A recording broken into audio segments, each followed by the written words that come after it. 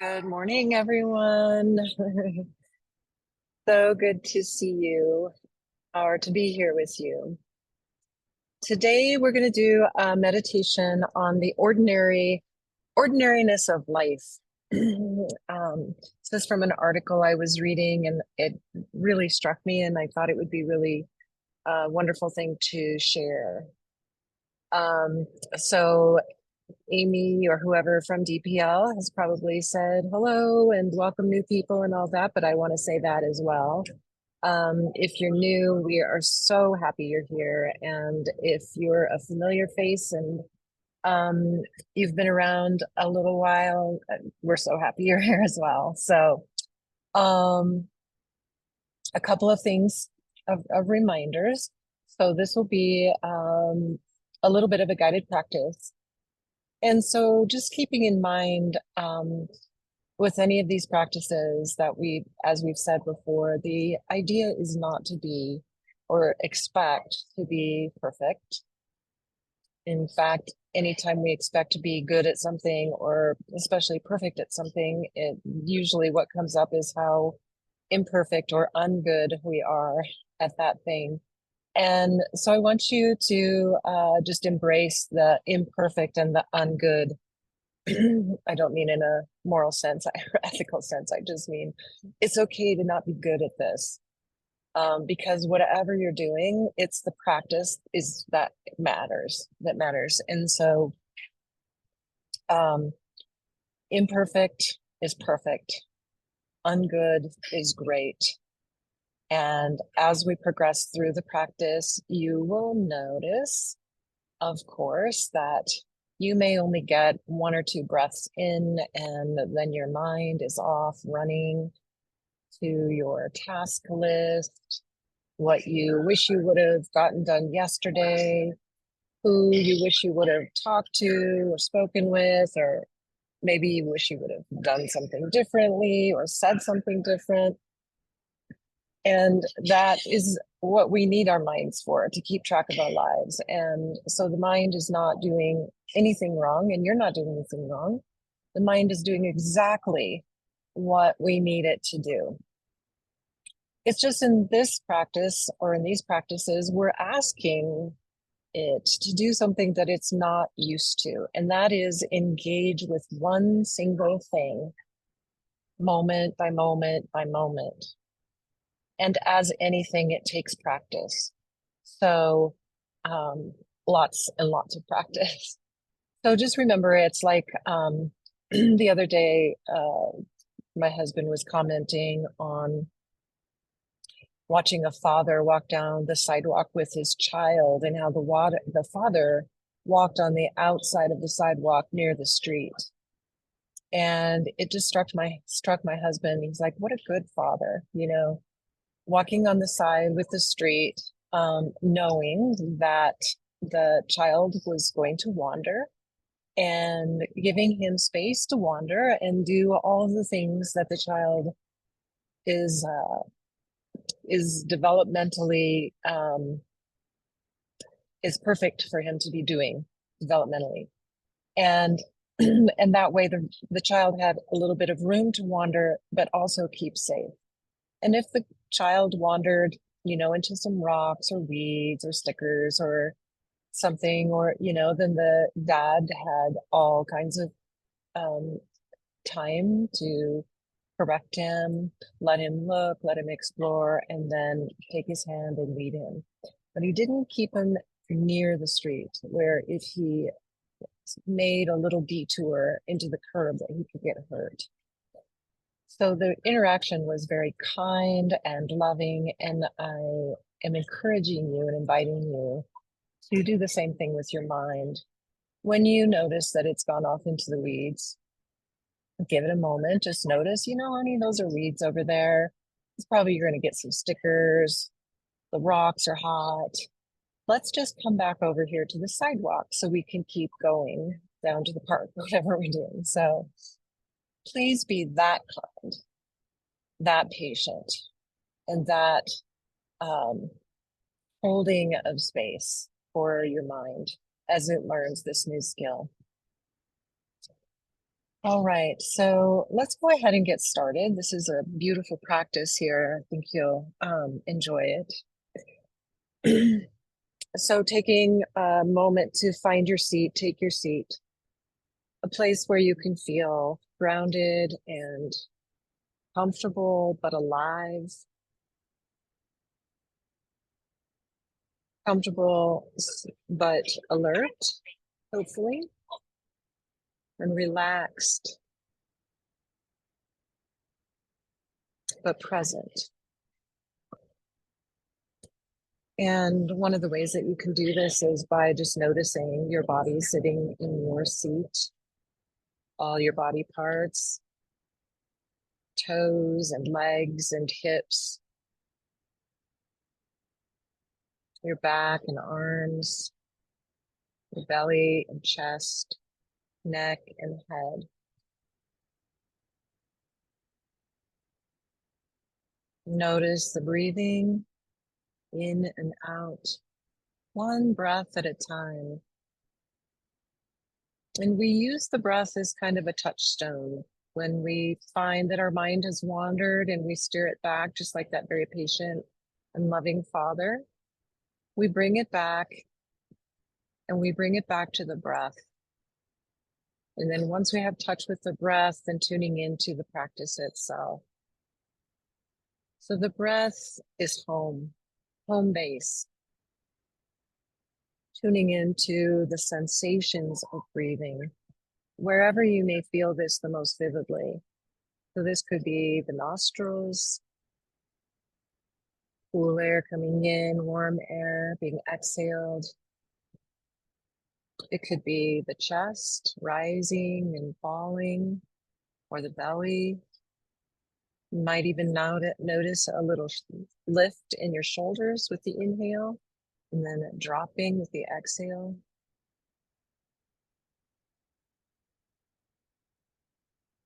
And then I'll just invite you then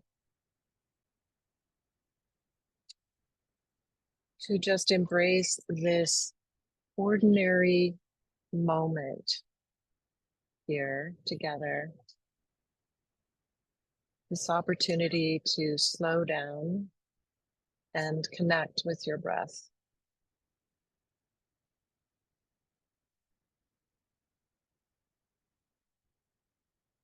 And as you continue to breathe slowly, in and out, breath after breath, inviting an awareness of how your breath is breathing you, how your breath is actually breathing you. Every moment of the day, every day, while you are doing anything or nothing or everything. This breath that you breathe or that breathes you 1,000 times an hour,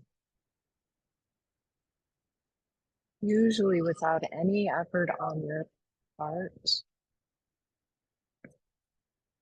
Your lungs just know how to nourish and renew all the cells in your body to keep you alive and connected to your life, to all of life, every single moment.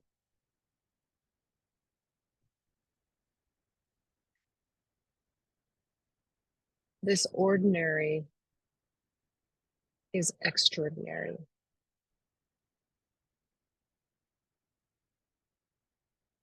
Just this act of breathing or being breathed is a miracle.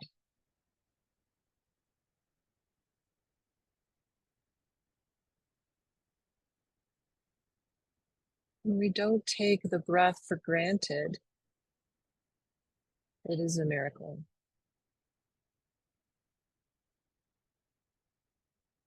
When we take nothing for granted, everything can be a miracle.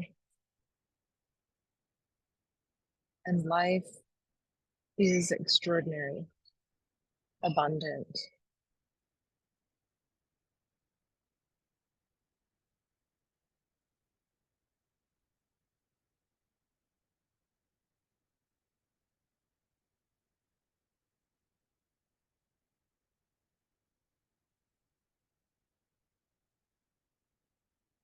And breathing,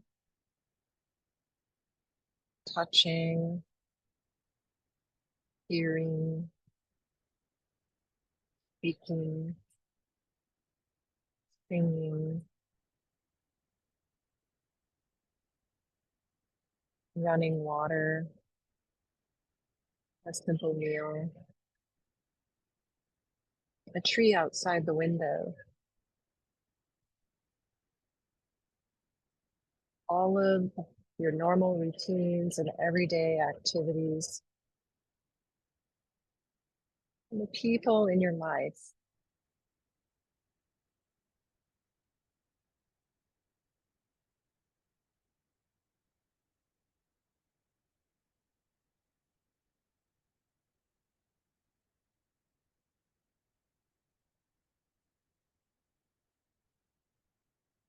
It can be so incredibly easy to lose touch with how amazing life is and to begin to take for granted people and things in life that really could render us awestruck if we'd never seen them before, or maybe knew that we might not see them again.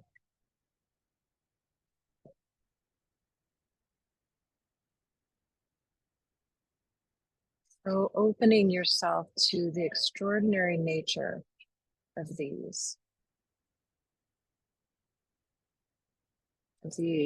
ordinary events and things and people in your life.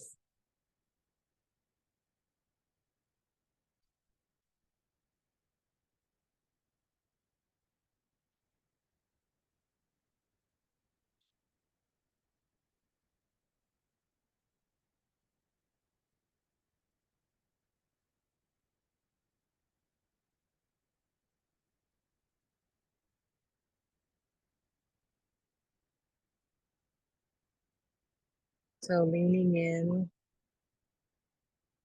listening, and engaging with them as if they were brand new, just like that little child on the sidewalk exploring every crack, every rock, every flower, completely captivated.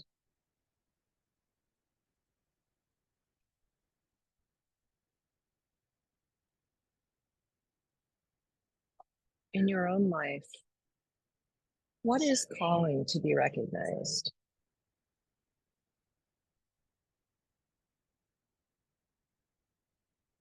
What is calling you to be recognized, seen anew, appreciated?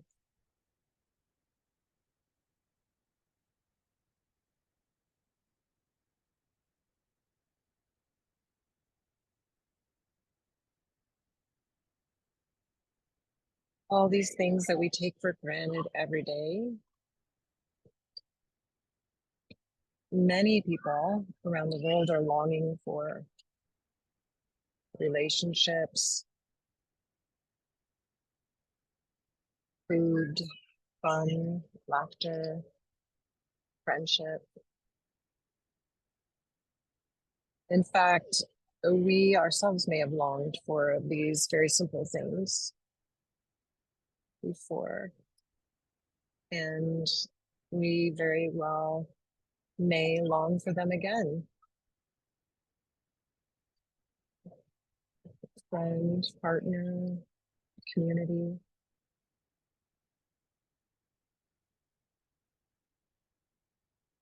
So just filling yourself up with this sense of fullness and richness, abundance, that comes from really noticing, truly noticing and savoring what is already present for you in your life.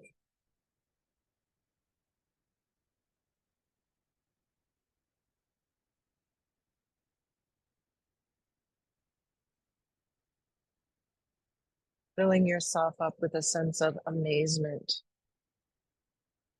as you notice the extraordinary nature of your ordinary life and all that it takes to simply be present to the miracle of that.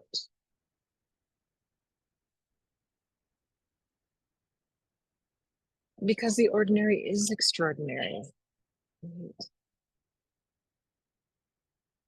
And when we take nothing for granted, life is full and rich.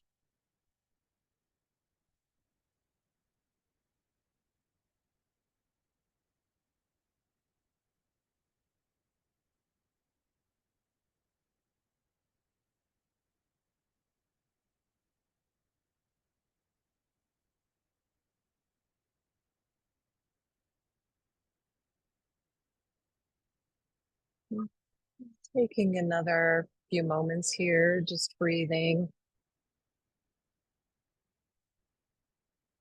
and reflecting on the richness of your life. What is ordinary that is actually extraordinary in your life?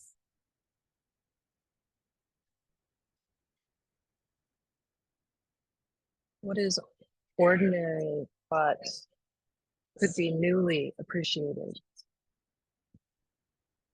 with fresh eyes?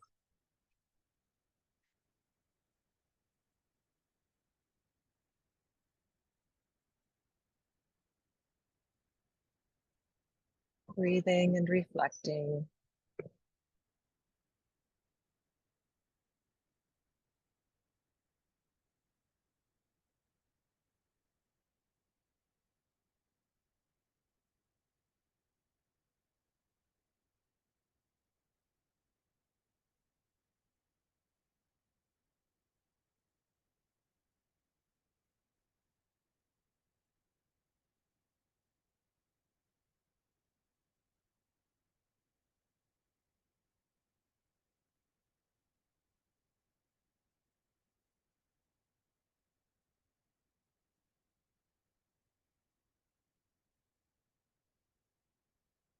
Just allowing yourself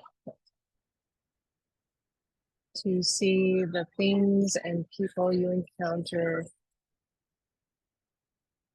with those fresh eyes today.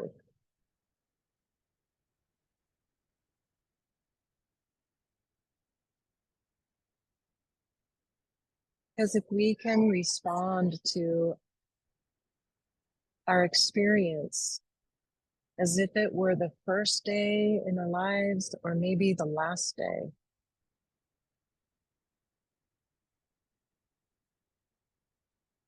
then perhaps we will have used this day very well.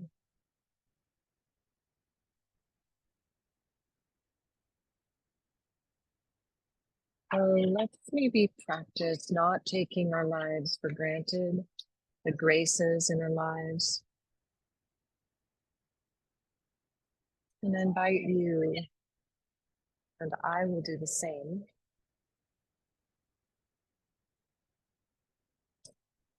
to remember to marvel at and appreciate the abundance and the richness and the fullness of what is already present.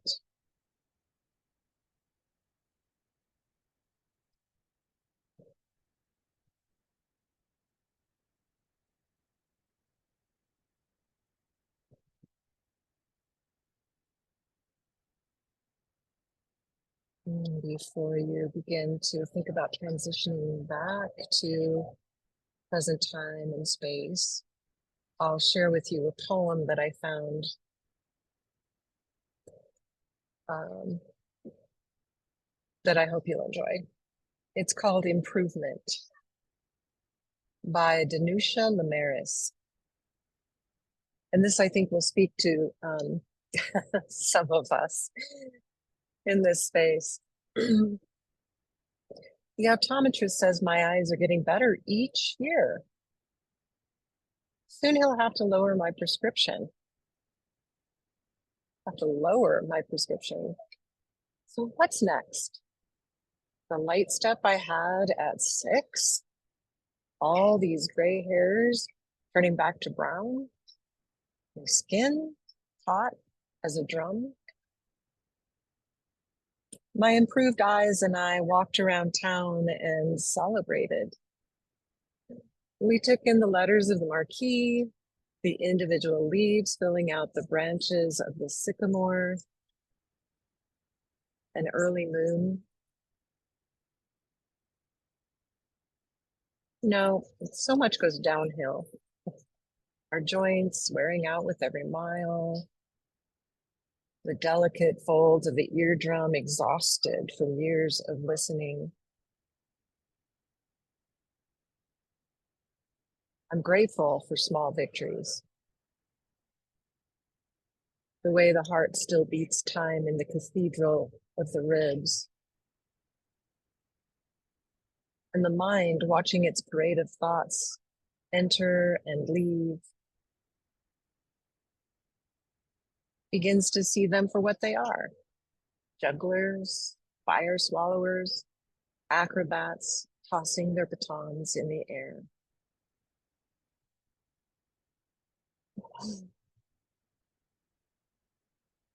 Perhaps these two are things that we can, ordinary things that we can appreciate.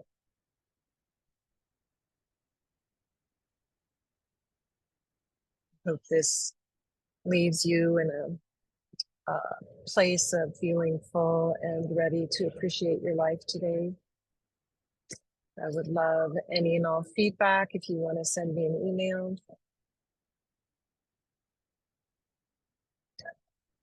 And I wish you all just a wonderful day of appreciation and seeing the world anew. I look forward to seeing you next time. Take care, everyone. Bye-bye.